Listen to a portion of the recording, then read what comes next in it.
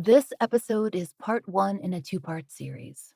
This series includes discussion of violence, sexual assault, child abuse, murder, and crime scenes. Some outdated terminology for sex work is used in the context of quotation and legal documentation. Listener discretion is advised.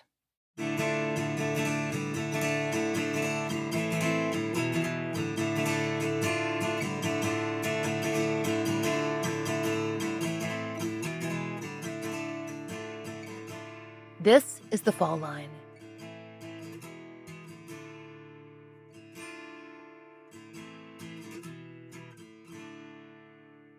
On October 4th, 1978, a telephone lineman was laying cable in a rural area of Lyon County, Iowa.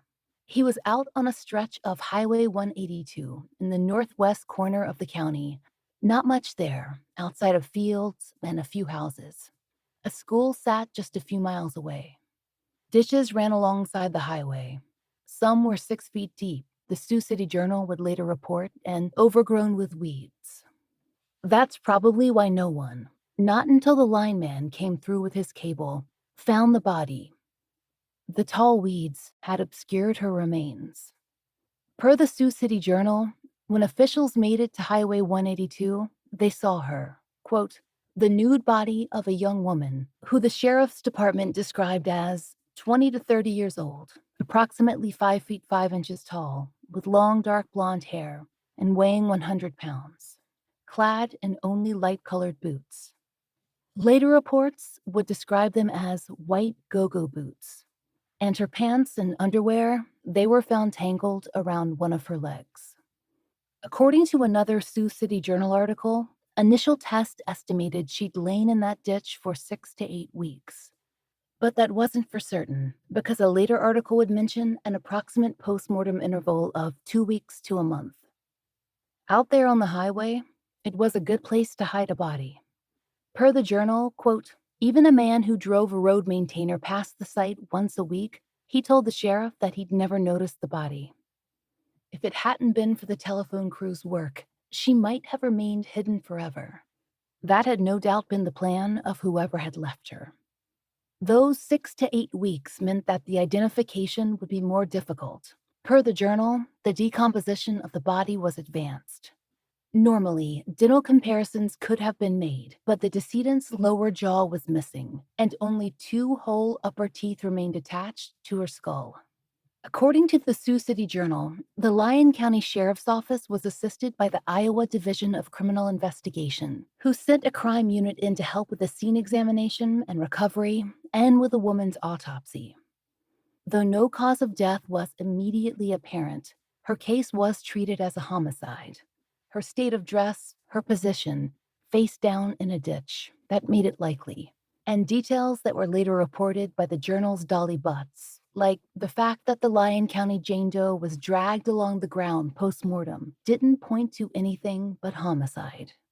The autopsy and the testing, though, it would take time, and there were more immediate questions, such as, who was this woman whose body had been recovered on Highway 182?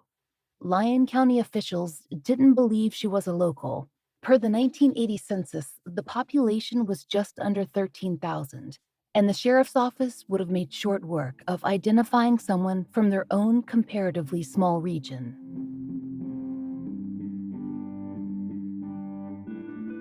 Lyon County sits on the edge of the state, adjacent to both Minnesota and South Dakota.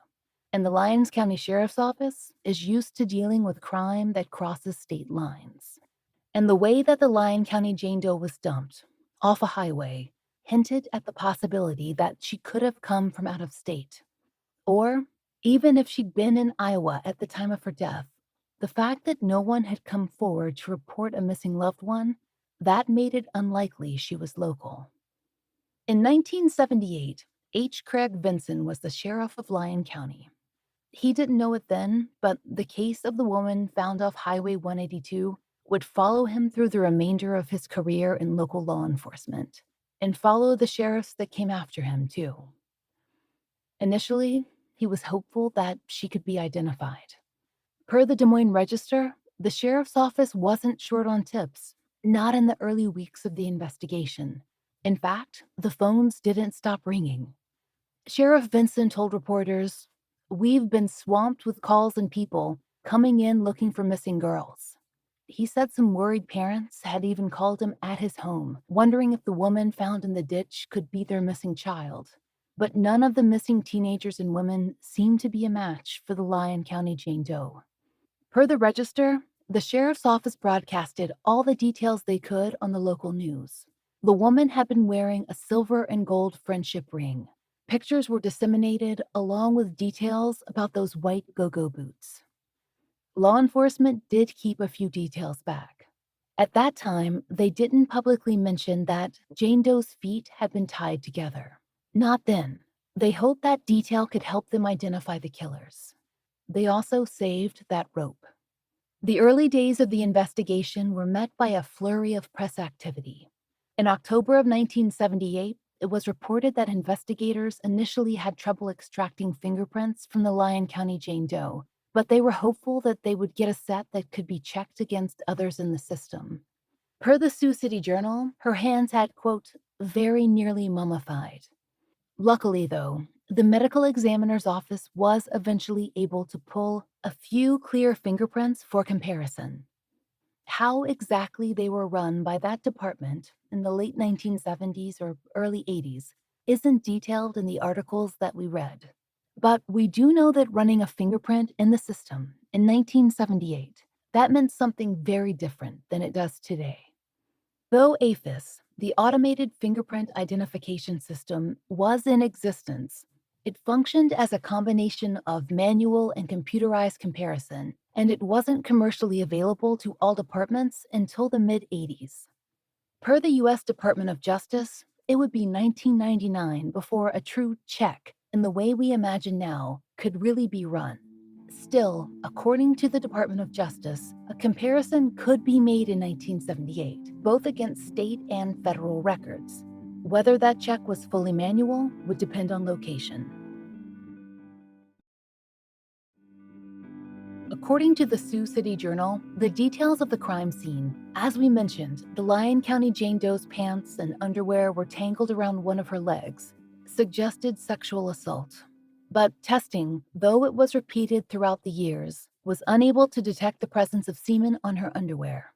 Of course, that does not rule out sexual assault, but that, combined with her state of advanced decomposition and the limitations of testing in 1978, there just wasn't much to go on. Proof of sexual assault could have tied into motive. Unable to determine that, officials still worked to determine cause of death. But in the 1970s, they never landed on a firm conclusion. According to the journal, the medical examiner at the time mentioned, quote, a dislocation of the right elbow and a suggestion of a dislocation of her cervical vertebra, which could have occurred after death. As there's speculation that the Lyon County Jane Doe was dragged to that ditch, the latter isn't necessarily surprising, but the former, that dislocated elbow, much later, an official would tell a Sioux City reporter that it suggested that Jane Doe had, quote, put up a fight. Based on a few factors, it was clear to officials that her death had not occurred at the site where her body was found. The sheriff, who'd noticed Jane Doe's go-go boots, decided to visit go-go bars, dance clubs basically, in surrounding areas in hopes of finding people who knew her. Law enforcement also spoke with local sex workers. Although it was not by any means a given that Jane Doe was involved in sex work, that was one of the avenues of investigation. But in any case, neither avenue of investigation panned out. No one knew her, or at least admitted to knowing her. Maybe she'd just been passing through. But if so, who had she run into, and why had they killed her? Per the journal, no one had come forward to claim Jane Doe, and she hadn't matched any reports of a missing local. But otherwise, quote, she could have come from any direction. Omaha, Minneapolis, Sioux Falls, anywhere. She might have been passing through Lyon of her own volition, or the person or persons who killed her might have found it wise to dump her body over state lines. And in Lyon County, so close to South Dakota, that was a real possibility. When you pick through decades of newspaper articles, it's clear how much Lyon County did to try and identify the unknown woman who they'd found out on the highway. We've covered a lot of Doe cases and researched dozens more. Often, an unknown person might receive one mention in a newspaper article and a cursory incident report filed by local authorities. The files are thin, sometimes undisturbed for 10 or 20 years. That is, until we request a copy. We haven't even seen this particular file, but we know there's a lot in it, for reasons that will soon become clear. The Lyon County Jane Doe, though, she was covered consistently in the local news, and her case was pursued. Retrospectives came up in the Sioux City Journal even as sheriffs retired or new ones came into office. The case seemed to be one of the county's constants. In a 1981 article by David Bakke, then Sheriff L.E. Smith shared that they pursued a potential suspect for some time. Quote, a drifter who had a record of marrying women, taking them for what they had, and then dumping them. When Bakke asked Smith how many wives the suspect had, Smith replied, your guess is as good as mine. Though the person of interest had been in the area when Jane Doe's body was found, there hadn't been anything solid to connect him to her death. And 3 years after the discovery of her body, Bakke wrote that, quote, officers felt lucky if they got one good tip a year on her case. And then, in 1986, another update came. This article included an interview with former Sheriff Vinson, who'd worked Jane Doe's case until his retirement in 1980. He'd been the one to field the calls from worried parents and taken tips. He'd seen the original crime scene, gotten the autopsy reports, and, apparently, he'd tried to get a forensic reconstruction made so that he could find the right family, if they were looking. He told the Sioux City Journal that, though he'd sent Jane Doe's remains to, quote, either Texas or Oklahoma, the sheriff's office had been unsuccessful in obtaining a forensic reconstruction of what she might have looked like. So there was nothing they could offer besides the physical description that had appeared in article after article.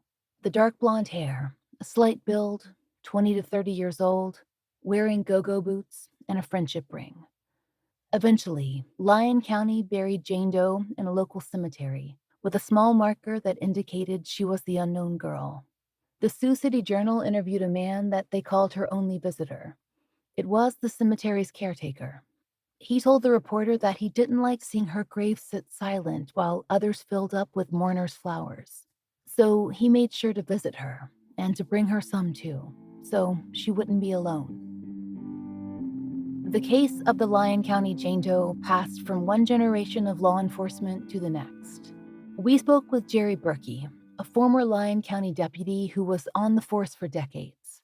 He made it clear how the unsolved murder and the unidentified persons case, intertwined, remained a constant in his department. When I joined the sheriff's office in 1991, I was aware of the case. Lyon County is a county of 11,000 people in northwest Iowa. We don't have a lot of homicides. And to have an unsolved homicide like that, I think everybody around was aware that it had happened, and there wasn't a lot of paperwork to go through to read up on the case. And I just made myself aware of what was going on. I wasn't actually assigned to work the case until I was made detective, I believe in 2000, 2002, somewhere in there. And at that time, the sheriff told me to do what I could. And Dan Mosier with the Iowa DCI was assigned to the case. So Dan and I got together a few times and discussed it, and it went from there. So when you started working the case, did you have any initial guesses as to her identity? Had you been looking at any particular missing persons cases? I spent a lot of time on the National Missing Persons Clearinghouse website trying to rule people in, rule people out. Now, she was never reported missing, so that, we would have never found her that way. One of Jerry's first concerns, after he was assigned to the Lyon County Jane Doe's case, was to visit the scene of the crime, out in the rural stretch of road on Highway 182. Of course, it had been more than 20 years. Things had changed. But just the same, he had to try and rebuild how things would have been and see what he could make of the information and add it to what others had gathered before him. In the western part of Lyon County, it's fairly hilly there, tall grass. Um, there is a county park a mile north of where her body was found. Um, but in 2000, 2002, when I would have been there, it was hard to imagine or even know if that park was actually there in 1978. So it took a lot of background research to determine which houses were even there at that time in 78. There was some houses that used to be there that were no longer there. They were just fields. So it's still very rural, but I think it was even more rural back in 1978. I think that's probably a part of cold case research people don't think about that often. That not only are you tackling a cold case, but you're having to sort of go back in time in a lot of ways and try to imagine the world as it was then, not as it is now. Were there houses, then that there aren't now? Because then you have to track down the people that were in those houses. I just think that's kind of interesting and not something people think about a lot.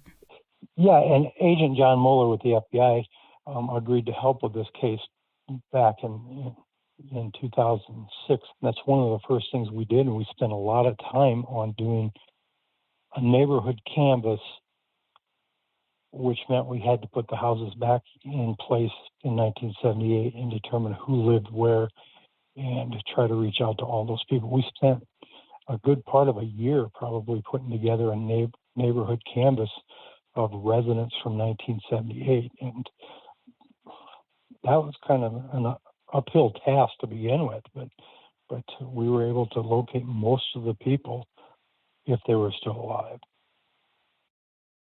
So the work went on. And as for forensic art, it came eventually too. Sheriff Vinson may have been unsuccessful in commissioning a reconstruction of the Lyon County Jane Doe, but one was eventually completed. According to the Sioux City Journal, that came in 1998, during Kevin Hammer's time as sheriff. He worked with a publication editor named Vicki Hartigan at Mid-States Organized Crime Information Center. She'd taken a class in forensic art, but was not a professional forensic artist. The Lyon County reconstruction was only her second attempt at a reconstruction. Still, she offered to help. The photograph of her work came in a later article, where a 3D bust showed dark blonde hair, a thin, sharp face, high cheekbones, deep-set eyes. Later, when the victim was identified, there would be a clear resemblance between the Jane Doe sculpture and the victim's photo. Hartigan may not have been a professional artist, but her reconstruction had been striking. But in the end, all that hard work, the canvases, the art, the databases, none of that would ultimately lead investigators to Jane Doe's identity. It wouldn't be a tip, or luck, or a confession. In 2006, 28 years after her murder, the missing piece would fall into place. Someone from the sheriff's office decided to run Jane Doe's fingerprints through the modern, fully computerized system, and they got a hit in the federal database. The Lyon County Jane Doe had been arrested in California and fingerprinted then. So who was the Lyon County Jane Doe? Back in 2006, the sheriff's office only received the barest of details. Her name was Wilma June Nissen. She was from California, where she'd been arrested for solicitation. She was 23 when she died.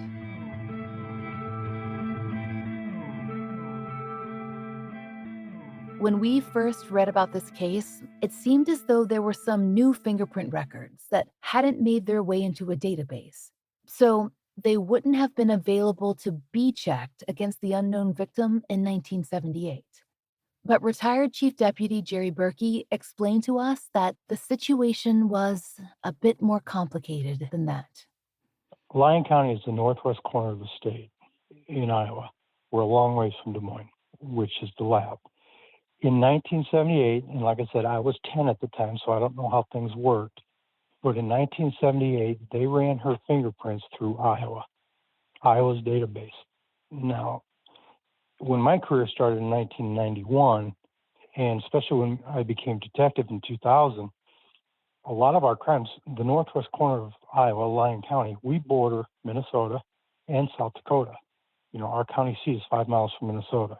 It's 15 miles from South Dakota. Sioux Falls is our bordering county. We never sent any fingerprints to the lab without asking for them to be run through the federal database, because a lot of our criminals cross state lines. For some reason, in 1978, they only ran those fingerprints through Iowa's database. I believe the sheriff and every officer that worked or looked at this case afterwards assumed that them fingerprints have been run nationwide. And in 2006, Dan Moser with the DCI decided he wanted them fingerprints ran nationwide again, assuming they'd been ran once before. When they ran the fingerprints nationwide, they come up with a hit from the arrest records in California. In fact, I think there was more than one hit for Wilma because she'd been arrested a couple different times out there. So the problem was, I think the officers after 78 assumed the prints had been run nationwide, and for some reason the lab didn't do it in 1978. If they would have, she would have been identified in probably early 1979. No, They'd been there. they'd been there. That must have been particularly difficult for the sheriff who'd worked so hard on the case in the 70s. Oh, I know. And even the sheriff after him, the one that hired me in 1991, I think he himself was just, what? How could that happen? And the case, if they would have identified her in 1979, who knows? It could have been solved. Because it would have been so much fresher. It would have been so much fresher. People would have been alive that we were trying to find that were dead. So in 2006, investigators began decades behind where they'd hoped to be. A murder investigation gone 28 years cold. They needed to learn about Wilma June Nissen. They knew she was from the West, but had traveled for most of her adulthood, the little that she'd experienced. And as investigators would eventually learn, her life had been almost unimaginably hard. There were things so awful that they seemed difficult to believe, but they'd happened. There were years of foster care records and paper trails to prove that. There had been some stability in her adolescence, and then things got hard again. The person or people who killed Wilma, they might not have known about that hard life. Whoever left her in that ditch along the highway, they might not have known that she was a mother. Of course, even if they had, there's a chance they wouldn't have cared. After all, Wilma's death hadn't been any kind of accident. And her killer or killers, they'd planned on her body lying undisturbed in that rural land for a long time, likely forever. But secrets have a way of drifting out, and with the revelation of Wilma's identity, more came to the surface. When Lyon County publicized her identity via local papers, the story was picked up nationally. And when we interviewed retired Chief Deputy Jerry Berkey for this series, he told us they received calls from all over, from people who knew Wilma in life, who were able to fill in many of the blanks of who she'd been and how she'd grown up. And that allowed investigators to begin their own official accumulation of detail, because the who of Wilma June Nissen might lead to the why of her death. One of the most important revelations was that Wilma had a family, children, and a sister. And at least one of her children, Crystal Haas, who prefers to go by Chrissy, had been searching for her mother. Chrissy was born in 1977, a year before Wilma died. Though she'd been looking, she had no idea how to find her mother, and certainly no clue that Wilma had ended up in Iowa. What she knew about her biological mother's past and her own history, it wasn't much. She was adopted and raised by an elderly couple, the Haases, before becoming a ward of the state. The Haases, they'd been one of Wilma's foster families too, once upon a time. In fact, they'd been her final foster placement. For years, all Chrissy knew was that her mother had given birth to her and soon after had left her with the Hosses to raise. She didn't know much about her father or why her mother left.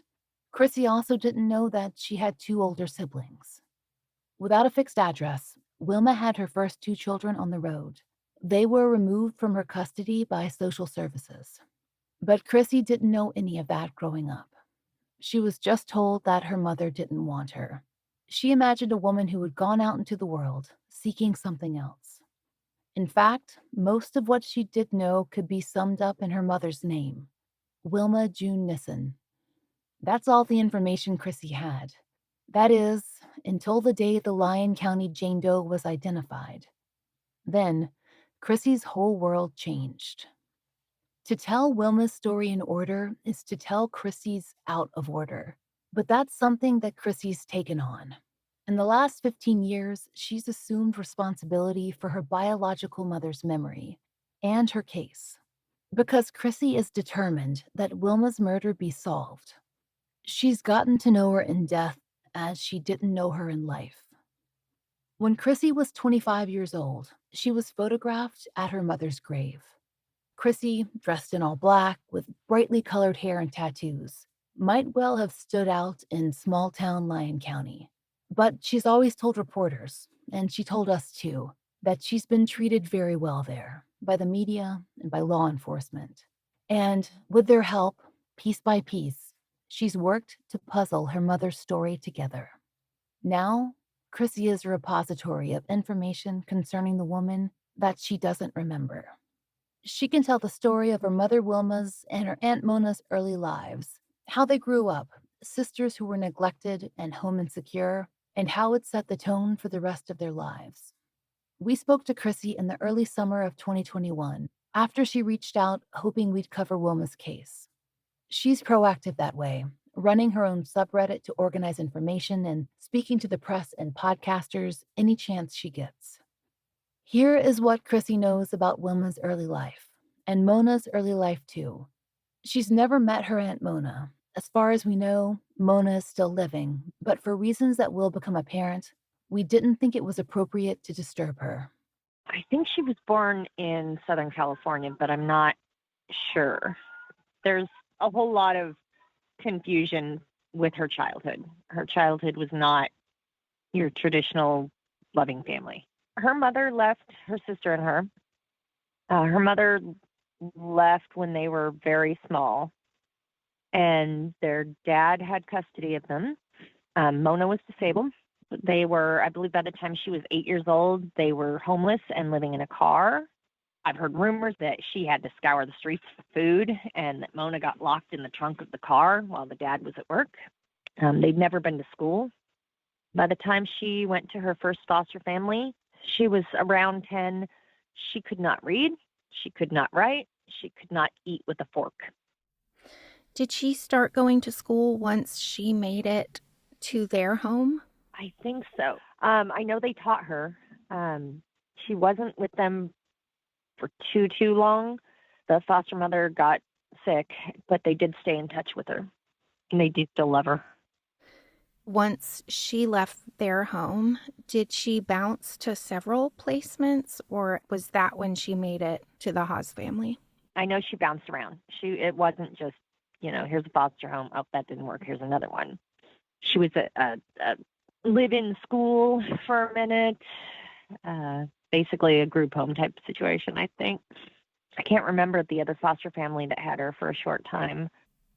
Do you think that some of the moving around to the different families was because she had difficulty adjusting to structure, rules? I can't imagine her not having difficulty with relationships. Mm-hmm. But from her first foster family, they told me that she was actually really sweet and really loving and wasn't a problem child like you would expect. She was a sweet girl, and she wanted to learn. She wanted family. How old was she when she made it to them? She was around 10.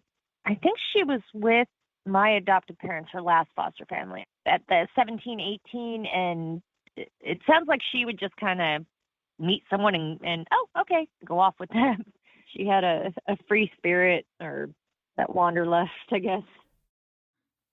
Based on what Chrissy learned, it seems the happiest times of Wilma's life probably occurred in her first foster placement with Marshall and Maxine Holt, who treated her well, but had to give her up when Maxine became unwell.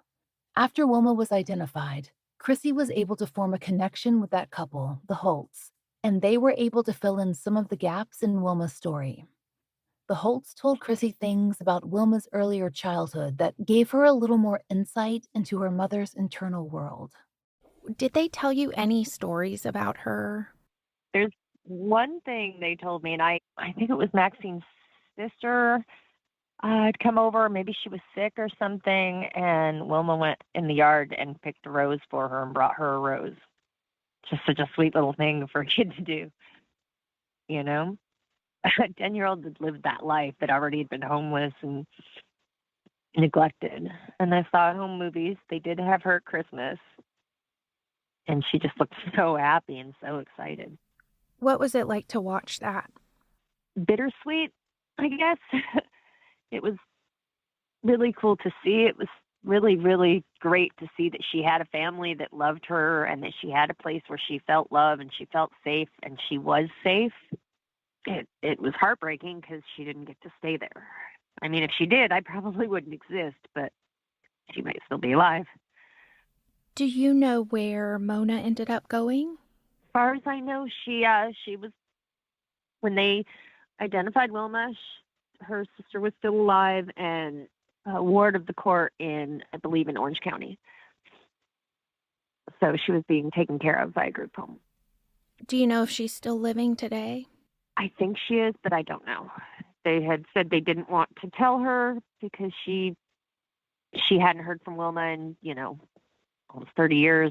Why go, hell yeah, we found her. She's been murdered. Why cause her that unnecessary pain,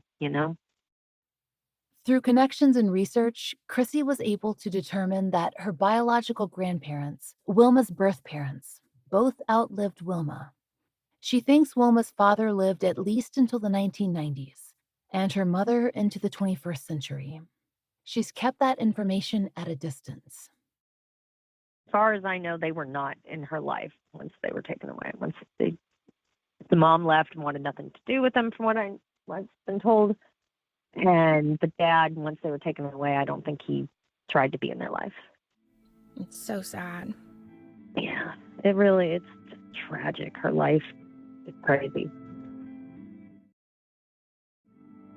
Chrissy's own adoptive parents, who, if you'll recall, raised Wilma during her teen years too, the Haas's, they didn't provide much information. The couple had loved them both, but as far as Chrissy can figure it, their quietness and their advanced age, they were elderly when they took her in as a baby, it made things difficult. They weren't willing to discuss Wilma, and they had not expected to raise a child, Chrissy, in their golden years. What do you know of your birth story? Did she reach out specifically to the Haas's? I don't know. They wouldn't tell me anything about her. I found out her name by being a snoopy teenager and going through their drawers and finding my adoption records. I knew I was adopted, but they wouldn't tell me anything about her. So they weren't exactly forthcoming with any information. They just said that my mom didn't want me and I was born and she left the hospital, and they never heard from her again. So how old were you when you found her name? I was probably around 12-ish. Looked for her in the phone book.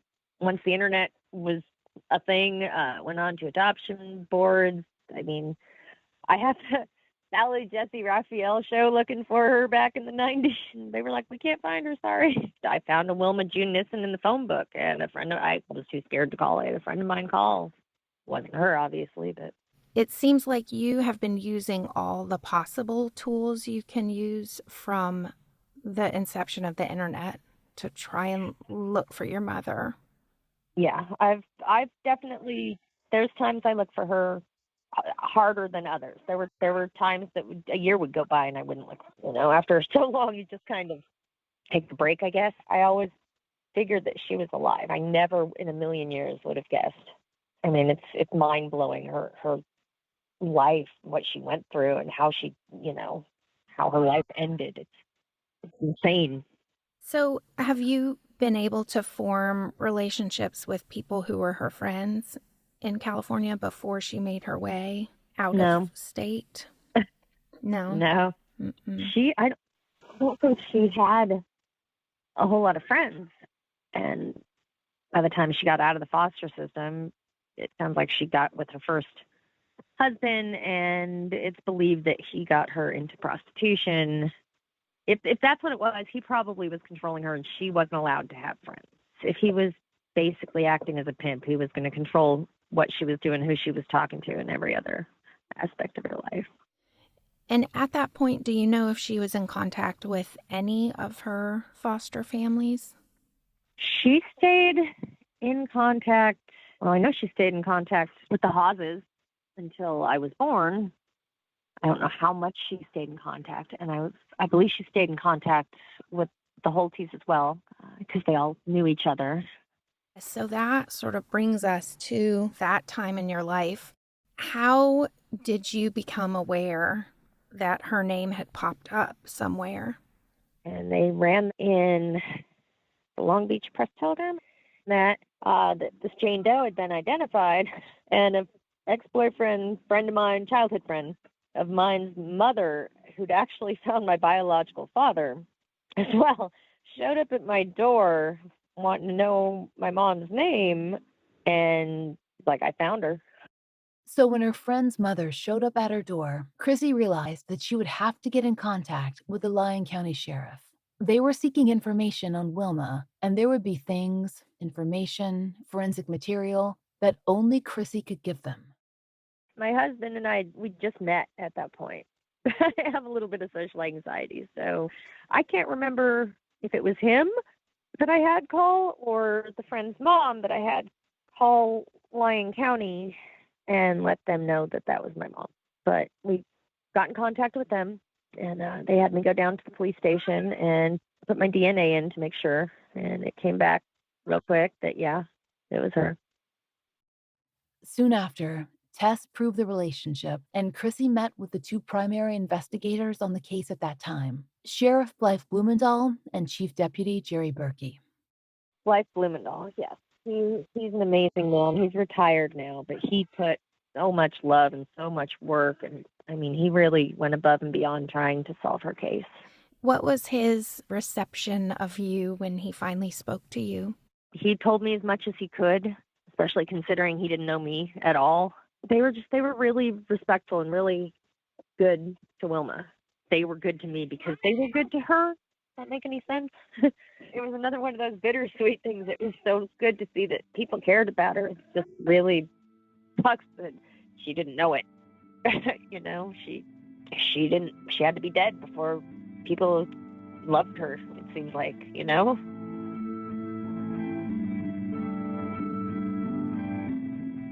If you have any information in the unsolved murder of Wilma June Nissen, please call the Lyon County Sheriff Department's Detective Amy Stoner at 712-472-8326 or send an email to amy.stoner@lyoncountyia.com. There is a $10,000 reward in this case. You can also visit Chrissy's Reddit forum at r/Wilma June Nissen for updates on her case. Next time on The Fall Line, the identification of Wilma June Nissen wasn't the end of the story. Not for Lyon County, not for the case, and most of all, not for Chrissy. Now that they knew who Wilma was, there was renewed energy and manpower and funding put toward finding her killer. Not everyone was happy about all the resources that went toward solving the case of a woman who hadn't even lived in the town, but plenty were determined to try everything.